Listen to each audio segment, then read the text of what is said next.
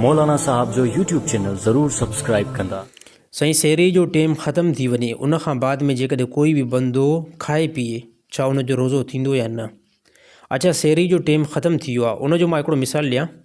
सहरी बंदि थिए थी 5:02 ते ऐं कंहिं बंदे 5:05 ते मानी खाइणु शुरू कई, 5:03 ते मानी खाइणु शुरू कई ऐं चवे त 1-2 मिंट जो कोई मसइलो न थींदो आहे, मां मानी खावां थो, त यादि रहे त तव्हांजो इहो रोज़ो न थींदो।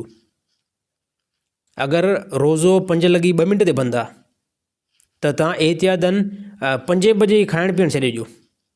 बाक़ी जेकॾहिं कोई बि बंदो 1 मिंट खां बि अॻिते खाइणु पीअणु शुरू कयो त यादि रहे त उन ॾींहं जो उहो तव्हांजो रोज़ो न थींदो। ऐं रोज़े जो तालुक़ु वक़्त सां आहे, आज़ान सां बिल्कुलु न आहे। आज़ान तव्हांजे इलाइक़नि में मुख़्तलिफ़ टाइम ते थींदी आहे। आज़ान हिकिड़े क़िस्म जो ऐलान आहे त हाणे जेको रोज़े जो टाइम वियो आहे, हाणे रोज़े जो टाइम बिल्कुलु न आहे बदल, रोज़े जो टाइम ख़लास थी वियो आहे, ख़तमु थी वियो आहे, त इन जे करे त आज़ान थिए पई।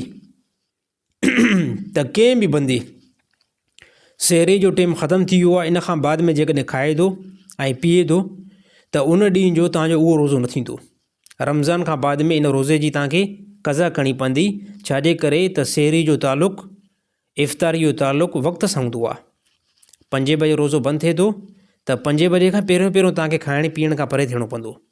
ऐं अहिड़ी तरह 6:30 बजे इफ़्तारी थिए थी त उन खां 5 मिंट पहिरियां बि जेकॾहिं कोई बंदो इफ़्तारी कंदो त उन ॾींहं जो उहो रोज़ो न थींदो। त काफ़ी असांजे मुआशरे जे अंदरि इन क़िस्म जा काफ़ी अमल थियनि था ऐं इनखे नॉर्मल अमल सम्झो थो वञे। हालांकि जेतिरा बि रोज़ा अगरि तव्हां ग़लति टाइम ते रखिया या ग़लति टाइम ते तव्हां इफ़्तार कया त उहे तव्हांजा मुकमल रोज़ा न थींदा। इन शइ जो तमामु मुस्लमान ख़्यालु रखनि।